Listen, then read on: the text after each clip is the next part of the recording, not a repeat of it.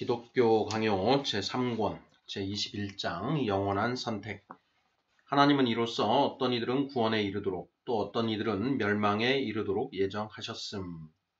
예정교리에 대한 서론적 논의 1에서 4절.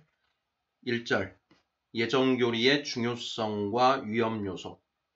생명의 언약은 실제로 모든 사람들에게 동등하게 전해지지도 않을 뿐더러 그것을 전해받은 사람들 가운데에서도 항상 똑같은 반응이 나타나는 것도 아니다.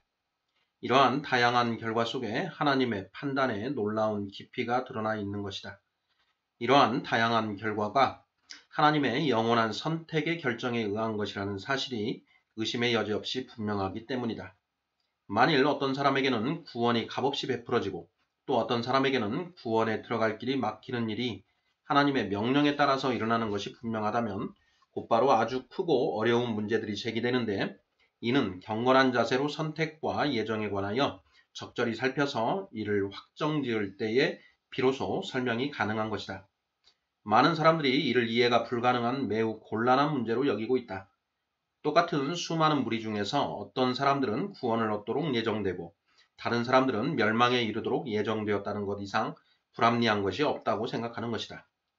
그러나 그들이 잘못하여 자기들 스스로 문제를 복잡하게 얽어매고 있을 뿐이라는 사실이 다음의 논의에서 분명히 드러날 것이다. 뿐만 아니라 그들을 꺼리게 만드는 바로 그 희미함 속에 이 교리의 유익이 드러나 있으며 또한 이 교리의 지극히 아름다운 열매까지도 나타나는 것이다.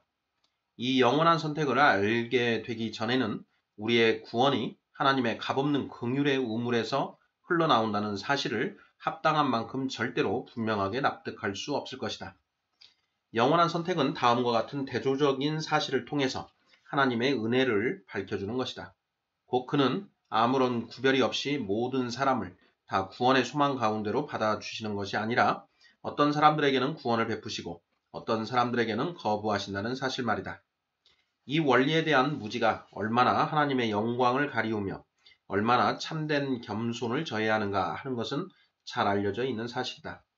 그 원리를 정말로 알아야 할 필요가 있지만 바울은 하나님께서 행위를 철저히 무시하시고 몸소 작정하신 자들을 선택하지 않으신다면 그것을 도저히 알 수가 없다고 선언하고 있다. 그는 이렇게 말한다.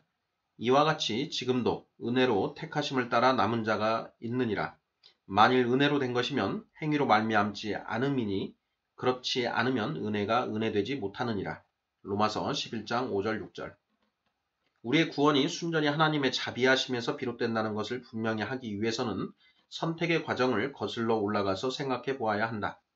그런데 이 선택에 관한 모든 것을 완전히 제거하고자 하는 자들은 영광스럽게 높이 선포해야 마땅할 것을 악의를 갖고서 할 수 있는 대로 흐리게 만들고 있는 것이며 결국 겸손을 송두리째 뽑아버리고 마는 것이다. 바울은 그 백성의 남은 자들의 구원이 하나님의 은혜의 선택으로 말미암는 것으로 볼 때에 비로소 하나님께서 그의 선하신 뜻에 의하여 원하시는 자들을 보존하신다는 사실을 인정하게 되고 더 나아가서 그가 아무에게도 빛을 지실 수가 없으므로 아무에게도 상급을 지불하시지 않는다는 사실을 인정하게 된다는 것을 분명히 증거해 주고 있는 것이다. 이 교리에 대해서 문을 닫아버려서 아무도 감히 이 교리를 맛볼 엄두도 내지 못하도록 만드는 자들은 하나님께는 물론 사람들에게도 잘못을 저지르고 있는 것이다. 이 교리 이외에는 우리를 합당한 만큼 겸손하게 만들어 줄 수 있는 것이 아무것도 없고 또한 우리가 얼마나 하나님께 은혜를 입고 있는가를 진지하게 느끼도록 해줄 수 있는 것이 아무것도 없기 때문이다. 그리스도께서 가르치시듯이 든든한 확신을 가질 유일한 근거가 바로 여기에 있다. 우리로 하여금 모든 두려움에서 자유롭게 하시고 온갖 위험과 올무와 목숨을 건 싸움 가운데서 승리하게 하시기 위하여 주님은 아버지께서 그의 보호 아래 맡겨두신 모든 것들이 안전할 것임을 약속하시는 것이다. 요한복음 10장 28, 29절. 이러한 사실에서 우리는 스스로 하나님의 것인 줄을 알지 못하는 자들은 모두 끊임없는 두려움에 휩싸여 비참한 가운데 있을 것이라는 것을 유추해낼 수 있다. 그러므로 우리가 지적한 세 가지 유익을 전혀 깨닫지 못하고 우리 구원의 안전한 터전을 제거시키려고 하는 자들은 자기 자신은 물론 다른 모든 신자들에게도 큰 해를 끼치는 것이라 아니할 수 없다. 베르나르가 다른 식으로는 피조물 가운데서 교회를 찾을 수도 없고 깨달을 수도 없습니다. 왜냐하면 교회는 복된 예정의 품속에 또한 비참하게 정죄받는 수많은 대중 속에 놀랍게 감추어져 있기 때문입니다. 라고 올바로 가르쳐 주듯이 바로 이 교리 속에서 과연 교회가 분명히 드러나는 것이 아닌가. 그러나 이 선택의 문제 자체를 논의하기 전에 먼저 서론격으로 두 종류의 사람에 대해서 언급할 필요가 있다. 인간의 호기심 때문에 예정에 대한 논의 자체가 이미 다소 어렵게 되어버렸고 매우 혼동스럽고 또한 위험스러운 형편에 있다. 아무리 막으려고 노력해도 금지된 길에서 이리저리 방황하고 높은 데까지 올라가려고 발버둥치는 현실을 어쩔 수가 없다. 그대로 내버려 두면 하나님께 비밀을 남겨두지 않고 모조리 찾아서 밝히려 할 것이다.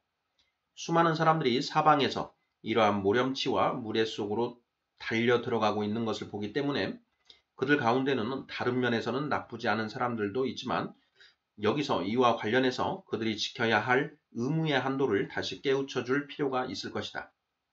먼저 기억해야 할 것은 예정에 대해서 탐구에 들어간다는 것은 바로 하나님의 지혜에 신성한 경례를 침범하는 것이라는 사실이다. 어느 누구라도 몰지각한 확신을 갖고서 이곳을 침범하게 되면 자기의 호기심도 만족시킬 수 없을 뿐만 아니라 미궁 속에 빠져서 도저히 헤어나오지 못하고 말 것이다. 주께서 친히 자신 속에 감추어 두시기를 원하신 일들을 사람이 무절제하게 마구 찾아 헤매고 그리하여 그 지극히 숭고한 지혜 그 자체를 영원 전부터 밝히려 한다는 것은 절대로 옳지 않은 일이다. 하나님께서는 우리가 그 지혜를 이해하기 원하시는 것이 아니라 그 지혜를 기리고 높이 받들기를 바라시며 그리하여 우리 속에 경의와 놀라움으로 가득 채우기를 바라시는 것이다. 하나님께서는 그의 뜻의 비밀 가운데서 우리에게 계시하시기로 정하신 부분을 그의 말씀으로 말미암아 밝히 제시해 놓으셨는데 그것들을 계시하기로 정하신 것은 그 내용들이 우리에게 중요하며 또한 우리에게 유익을 줄 것을 미리 보셨기 때문에 그렇게 하신 것이다. 2절 예정교리는 오직 말씀에 근거하여 탐구해야 함. 아우구스티누스는 이렇게 말한다. 우리는 이미 믿음의 길로 들어섰으니 그 길을 굳게 지켜나가도록 하자. 그 길은 왕의 침전으로 이어지는데 거기에는 모든 지식과 지혜의 보화가 감추어져 있다. 주 그리스도께서는 내가 아직도 너희에게 이를 것이 많으나 지금은 너희가 감당하지 못하리라고 말씀하셨는데 요한복음 16장 12절 이 말씀은 위대하고 귀한 그의 제자들의 부족함을 폄하하여 하신 말씀이 아니다. 우리는 계속 나아가야 하고 전진해야 하고 자라야 한다. 그리하여 지금은 깨달을 수 없는 것들을 우리의 마음으로 깨달을 수 있게 되어야 한다. 그러나 마지막 날이 오기까지 우리가 전진을 계속한다면 여기서 배우지 못한 것을 거기서 배우게 될 것이다.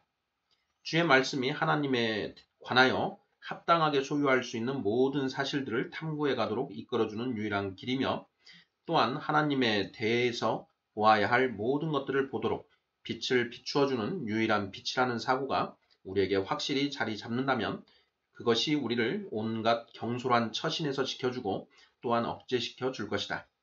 이 말씀의 경계를 넘어서는 순간 우리가 바른 길을 벗어나게 되고 결국 어둠 속에 잠기게 되고 그 가운데서 계속해서 방황하고 미끄러지고 넘어지리라는 것을 알 것이기 때문이다. 그러므로 무엇보다 먼저 이 사실을 똑바로 직시해야 할 것이다.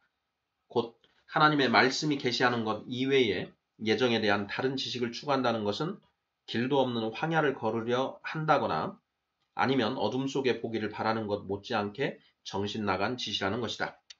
그러므로 이 문제에 대하여 무언가 모르는 것이 있다 해도 부끄러워할 필요가 없다. 이 문제야말로 유식한 무지가 허용되는 것이기 때문이다. 오히려 순전히 지식을 위한 탐구는 기꺼이 삼가야 할 것이다. 지식에 대한 열렬한 욕구는 어리석은 것이며 위험하고 심지어 치명적인 해악을 끼치기까지 하는 것이다. 쓸데없는 호기심이 우리를 괴롭힌다면 다음과 같은 생각을 통해서 언제나 그것을 제어해야 할 것이다. 곧 꿀을 지나치게 많이 먹는 것이 좋지 않듯이 호기심을 갖고서 영광에 대하여 탐구한다 해서 영광을 얻는 것이 아니라는 것이다. 우리로서는 이처럼 멸망에 빠뜨릴 수밖에 없는 이러한 오만방자한 일을 삼갈 충분한 이유가 있는 것이다. 3절 예정교리에 대한 침묵은 부당함. 또 어떤 사람들은 이러한 폐해를 치유하고 싶어서 예정에 대한 언급 자체를 아예 하지 않는다. 사실 그들은 마치 암초를 피하듯이 그것에 대한 문제 자체를 회피하라고 가르치기까지 한다. 그들의 이러한 온건한 자세는 칭찬받아 마땅할 것이다. 그들로서는 이런 신비한 문제는 반드시 지극히 침착하고 신중한 자세로 논의해야 한다고 느끼기 때문에 그런 태도를 취하는 것이다. 그러나 그들은 너무나 수준을 낮추어 놓아서 인간의 이성에 거의 영향을 주지 못하고 있다. 인간의 이성이란 그렇게 쉽게 억제될 수 있는 것이 아닌 것이다. 그러므로 이런 점에서 적절한 한계선을 그어 놓으려면 다시 주님의 말씀에게로 돌아가서 거기서 이성을 위한 확실한 규범을 찾을 수밖에 없는 것이다. 성경은 성령의 학교로서 거기서는 알 필요가 있고 알아서 유용한 것은 하나도 빠짐없이 다 가르치며 또한 알아서 유익한 것 외에는 아무것도 가르치지 않는다.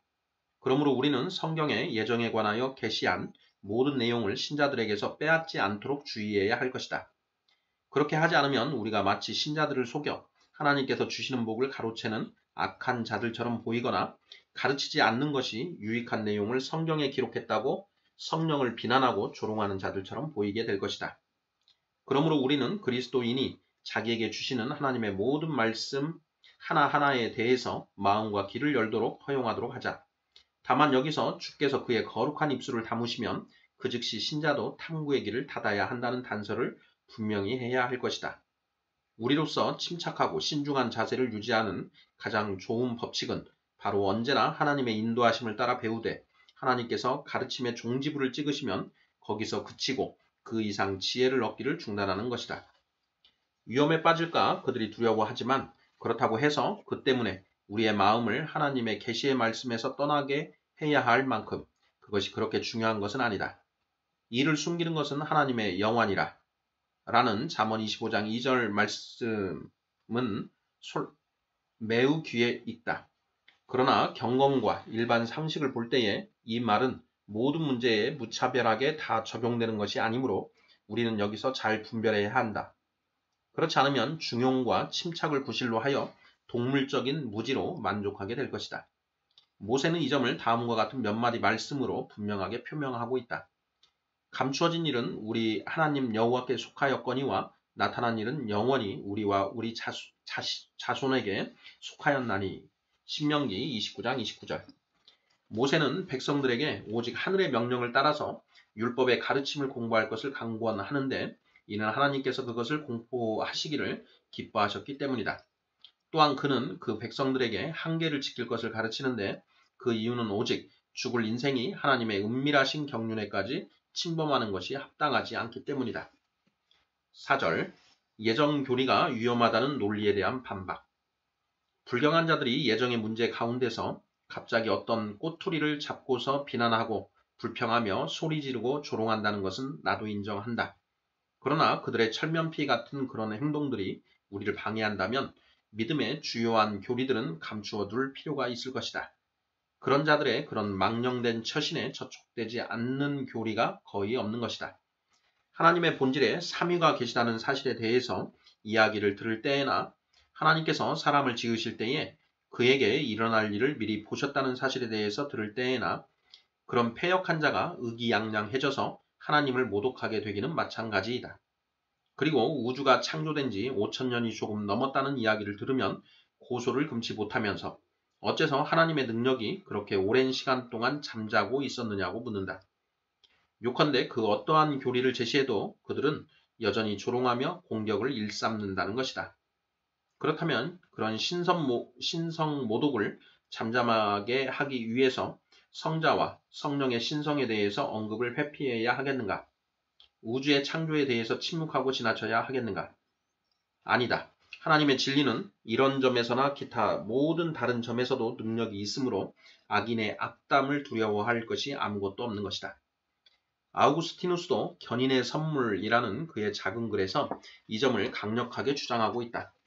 거짓 사도들이 아무리 바울의 진리의 교리들을 비방하고 정죄했어도 그를 부끄럽게 하지 못했다. 그들은 교리에 대한 논의 자체가 경건한 사람들에게 위험스러운 일이라고 말한다. 교훈을 저해하고 믿음을 흔들리게 만들며 마음 자체를 혼란스럽게 하고 두렵게 하기 때문이라는 것이다. 그러나 이것은 넌센스이다. 아우구스티누스 역시 자기도 그와 같은 구실로 예정에 대해서 너무나 거리낌 없이 설교한다는 비난을 자주 받았다는 사실을 인정한다.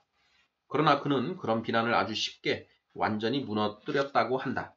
이와 관련해서 온갖 다양한 우스꽝스러운 반론들이 제기되고 있으므로 그 하나하나마다 적절한 곳에서 다루기로 한다.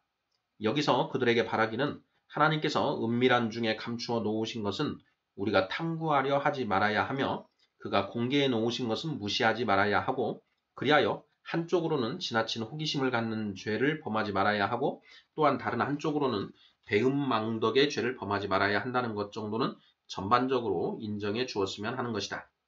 아우구스티누스도 이러한 생각을 기술적으로 잘 표현한 바 있다.